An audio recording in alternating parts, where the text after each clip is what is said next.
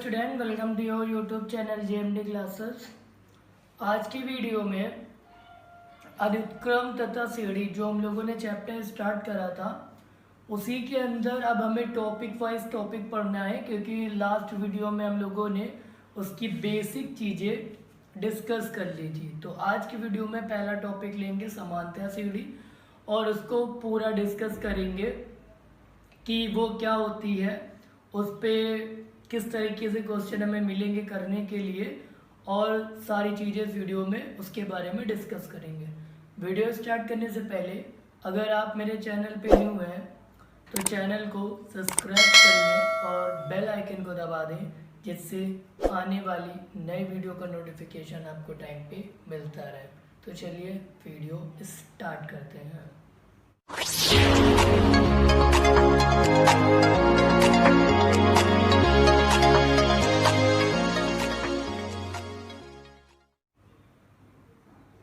तो आज की वीडियो में जो टॉपिक डिस्कस करना है उसका नाम समांतर श्रेणी है। शॉर्टकट में उसे एपी बोला जाता है। तो आप लोग 10th में भी ये चैप्टर पढ़ चुके हो, मतलब जो समांतर श्रेणी है उसका टॉपिक दिया गया है, लेकिन उसमें जो चीज़ें बताई गई हैं वो पूरा डिस्क्राइब करके नहीं बताया गया है, थोड़े थोड़े और इजी क्वेश्चन दिए गए हैं। लेकिन 11th में आप उसको और विस्तार से जानोगे और सारे क्वेश्चन उसमें आपको हार्ड से हार्ड देखने को मिलेंगे, और धीरे धीरे जब आगे बढ़ते जाएंगे तो क्वेश्चन कठिन होते जाएंगे। पर मैं इसमें जो है बेसिक से लेके चलूँगा। अगर आपने पढ़ा भी होगा 10th में तो आपका रिवीजन हो जाएगा, और जिसने नहीं पढ़ा था हो सकता है कि तब उसे ना समझ में आया हो तो अब समझ में आ जाएगा।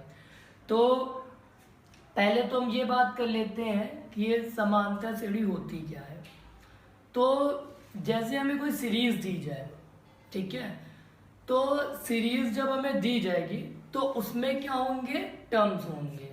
जैसे कि मैं लिख दूँ, सपोज कर लो 2 4 6 8 10 ऐसा डॉट डॉट मैंने मान लिया।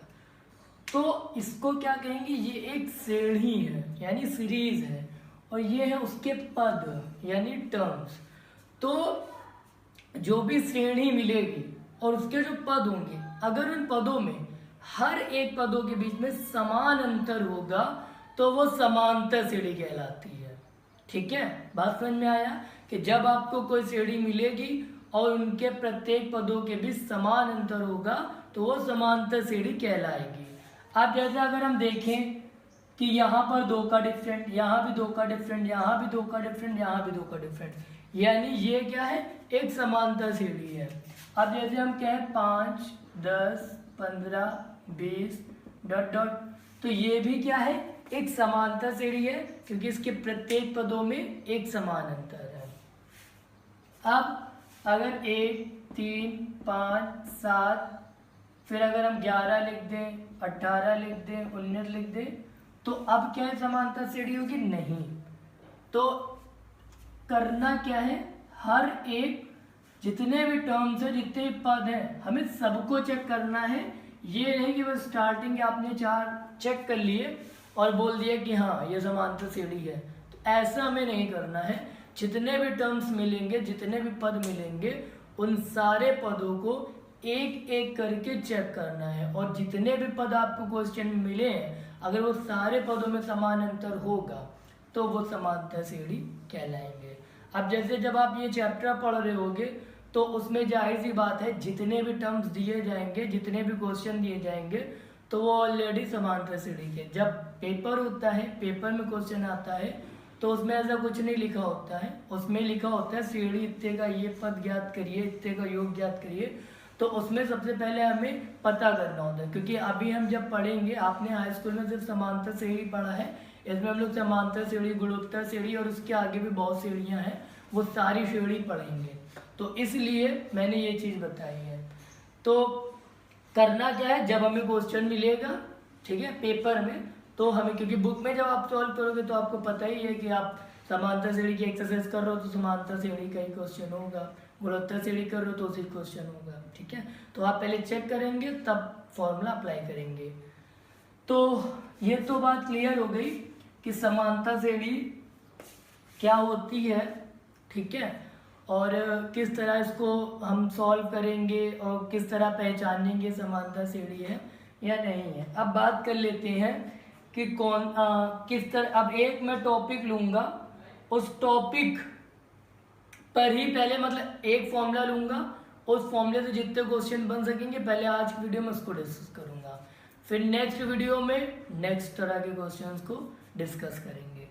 तो अब करते क्या है वो आप समझ लीजिए। जैसे कि सपोज करिए कि हमने कहा मैं एक समांतर श्रेणी ले लेता हूँ, मैंने एक समांतर श्रेणी ले ली, मैं ले लेता हूँ जैसे 4, 8, 12, 16 ... तो अब सबसे पहली बात वही कि ये समांतर श्रेणी है कि नहीं, तो आपने पहले चेक करा कि हाँ सभी के पदों के बीच समान अंतर है।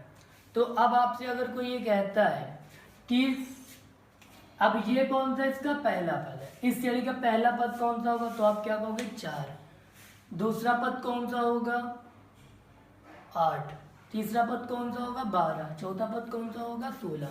तो उसको डिनोट ऐसे करते हैं, पहला पद यानी टर्म्स 1 4, T3 की बात करी जाएगी तो कितना है 12, T4 की बात करी जाएगी तो कितना है 16।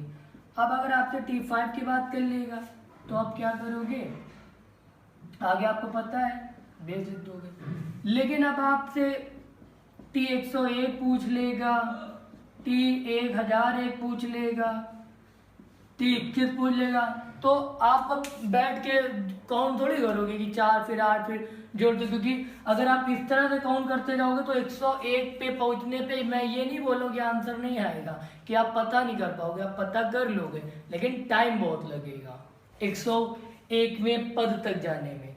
तो अब इसका समाधान क्या हुआ, क्या बनाया गया कि आप 2 मिनट में ही फाइंड आउट कर लो 101वां पद। तो उसके लिए हमारे गणितज्ञों ने एक फॉर्मूला बनाया। अब वो फॉर्मूला क्या है, वो फॉर्मूला है Tn बराबर a plus n-1 into D. अब इस फॉर्मूले का यूज करके इस श्रेणी का कोई भी पद निकाला जा सकता है। अब आपसे अगर 101वां पूछ लिया जाए, 1 करोड़वां पूछ लिया जाए या 1000वां पूछ लिया जाए, सबका टर्म्स आप आराम से आसानी से इस फॉर्मूले से बता सकते हैं। तो अब आपने सर ये तो बता दिया, इस फॉर्मूले से बता सकते हैं, तो अब इस फॉर्मूले के बारे में भी जाने, इसको अप्लाई कैसे करते हैं और इसमें जितने भी टर्म्स यूज हुए वो सब क्या है।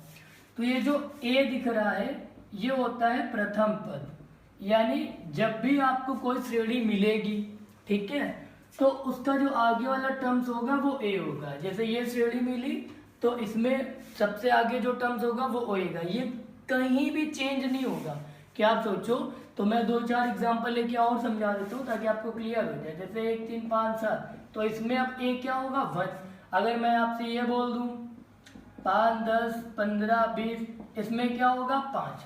तो आई होप ये ए आपको क्लियर हो गया कि इस फॉर्मूले में ए की वैल्यू आपको क्या रखनी है, ठीक, ए का काम खत्म हो गया। अब आते हैं डी पे। डी क्या होता है, डी होता है सार्व अंतर या सार्व डिफरेंट बोला जाता है, ठीक है, सार्व अंतर। अब सार्व अंतर क्या होता है, सार्व अंतर होता है दो पदों का अंतर। जैसे हमने एग्जांपल के तौर पे ये 3 श्रेणी ली हैं जिसमें हमने आपको बताया है कि यहाँ ए ये है, यहाँ ए 1 है, यहाँ ए 5 है, पर यहाँ पर डी निकाला जाए तो कैसे निकालोगे। तो डी का फॉर्मूला होता है आप किसी भी श्रेणी के आगे वाले पद को पीछे वाले पद से घटा दीजिए तो डी का मान आ जाएगा। मतलब जैसे मुझे यहाँ डी फाइंड आउट करना है तो हम आगे वाला पद ले लें और उसके पीछे वाले पद से घटा दें, तो यानी T2, अब T2 की वैल्यू कितनी थी 8, T1 की वैल्यू 4, यानी आंसर कितना आ जाएगा 4। तो इस तरह से अब क्या, अब आपके मन में ये भी क्वेश्चन आ सकता है क्या सर मतलब हमेशा दूसरे को पहले से ही घटाना, ऐसा कुछ भी नहीं है।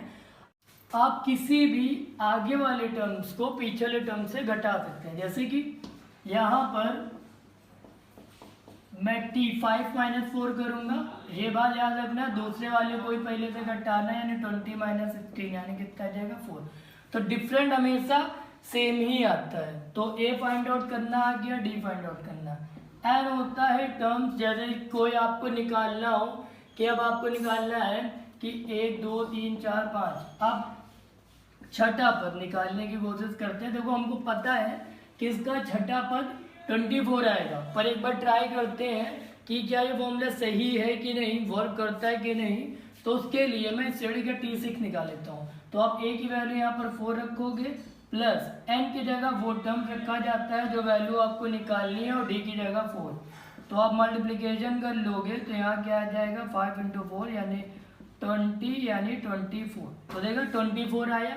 तो यानी अब आपको समझ में आ गया होगा कि ये फॉर्मूले जो आएंगे इसको किस तरीके से यूज करना और किस तरीके से किया जाता है। अब इससे रिलेटेड क्वेश्चन किस तरह से पूछा जाएगा तो वो मैं आपको क्लियर कर दूं कि कैसे कैसे क्वेश्चन आएंगे। तो सबसे पहले कभी देखो जब भी आपको श्रेणी दी जाएगी तो ए और डी, उसमें आपको कोई प्रॉब्लम नहीं होनी चाहिए फाइंड आउट करने में, क्योंकि मैंने बता दिया है। ए क्या होगा कि हर कोई भी श्रेणी दी जाएगी उसका जो पहला टर्म्स होगा वो ए होगा, और किसी भी श्रेणी के सेकंड वाले टर्म्स को फर्स्ट वाले टर्म से आप सब्सट्रैक्ट कर दोगे तो वो क्या होगा, डी होगा। अब बात आती है टर्म्स निकालने की, यानी Tn बराबर a plus n minus 1 into D. तो ये और ये यही फाइंड आउट करना पूछा जाएगा। तो अब बात आती है कि Tn और n को कैसे फाइंड आउट करना है। तो मैं एक एक दोनों पे बेस्ड क्वेश्चन ले लेता हूँ जिससे आपको क्लियर हो जाएगा कि क्वेश्चन किस तरह पूछा जाएगा और हमें पता क्या करना है। जैसे कोई क्वेश्चन है 2 7 12 का 10वां पद ज्ञात कीजिए। तो जब आपसे ऐसे क्वेश्चन आएगा कि कोई श्रेणी दी जाएगी उसका पद ज्ञात करना है, जैसे इस श्रेणी में कहा गया डॉट डॉट डॉट डॉट का 10वां पद ज्ञात करिए। तो यहाँ पर आप a बराबर क्या लिख लोगे 2, d बराबर क्या लिख लोगे 7 - 2 यानी 5, और n बराबर क्या लिखना है 10। ये बात याद रखना, जब आपसे ये पूछा जाएगा 10वां पद 18वां पद 19वां पद 20वां पद कोई भी पद पूछेगा तो वहां पर n बराबर 10 लेना है। अब फॉर्मूला कैसे लगाएंगे, Tn बराबर a plus n minus 1 into D. तो Tn की जगह 10, a की जगह 2 प्लस n की जगह 10 माइनस 1 और d की जगह क्या लिख लेना है 5। तो 2 यहाँ पर कितना जाएगा 9 इंटू 5, 9 पन्ना 45, 2 47, यानी इसका 10वां पद क्या हो जाएगा 47 हो जाएगा। अब बात आती, देखिए मैं फिर से क्लियर कर दूं कि देखिए ये आप फाइंड कर ही लोगे, ये फाइंड कर ही लोगे। इसको कैसे फाइंड आउट करा जाता है, देखिए इसको कैसे फाइंड आउट करा जाता है, बस इन्हीं दोनों पे बात करनी है। ये तो जिसमें से ये वाला क्वेश्चन इसको फाइंड आउट करना मैंने बता दिया। अब नेक्स्ट क्वेश्चन हम n वाला ले लेते हैं कि n को कैसे फाइंड आउट किया जाएगा। तो अब देखो n को किस तरह फाइंड आउट करा जाता है और कैसे क्वेश्चन आएगा। तो जो फॉर्मूला था उसमें a भी क्लियर हो गया, d भी क्लियर हो गया और Tn भी क्लियर हो गया कि कब आपको Tn और कैसे निकालना है। अब n किस तरह पूछा जाएगा तो वो मैं बता देता हूँ। अब n देखो कैसे पूछा जाता है और किस तरह से क्वेश्चन आता है। जैसे कहा गया 21 18 15 डॉट डॉट डॉट का कौन सा पद -81 है। जब इस तरीके से पूछेगा कि कौन सा, तो उसका मतलब होता है हमें n फाइंड आउट करना है। जैसे यहाँ पर a बराबर 21 हो गया, d बराबर 18 - 21। हमेशा आगे को पीछे वाले से घटाना वरना क्वेश्चन गलत हो जाएगा। तो अब यहाँ पर जब सब्सट्रैक्ट कर लोगे तो कितना जाएगा -3। अब आती है n की बात, तो n को फाइंड आउट करना है। अब हमें ये नहीं पता है कि ये कौन सा पद है, तो हमने मान लिया nवां पद है, इसलिए Tn बराबर -81। तो अब फॉर्मूला लगाएंगे Tn बराबर a plus n minus 1 into D, और Tn की value 81 is equal to a plus n, तो फाइंड आउट ही करना है, और d की वैल्यू -3। माइनस का 81 इसको इधर लिए -21, माइनस का 3n और प्लस का 3। अब देखिए समान चिन्ह जोड़ते हैं, हम बता चुके हैं, यानी अब ये ऐड हो जाएंगे। 100 माइनस का 102, और जब 3 इधर आएगा वो भी माइनस का हो जाएगा, तो यानी ये माइनस का 105 कितना हो जाएगा, माइनस का 105 इज इक्वल टू माइनस का 3n। माइनस माइनस घट जाएगा तो n बराबर 105/3, यानी n की वैल्यू हम निकाल लें तो 3 3 जा 9 3 का 9 और 3 बजी 15, यानी ये जो श्रेणी है और ये जो -81 है ये 35वां पद है इस श्रेणी का, यानी 35वां पद 81 आएगा, यानी 35वां पद -81 आएगा। आई होप कि अब आपको ये पूरा कॉन्सेप्ट अच्छी तरह क्लियर हो गया होगा और समझ में आ गया होगा कि Tn बराबर a plus n minus 1 into D. इस फॉर्मूले में Tn n और a d कैसे फाइंड आउट करते हैं।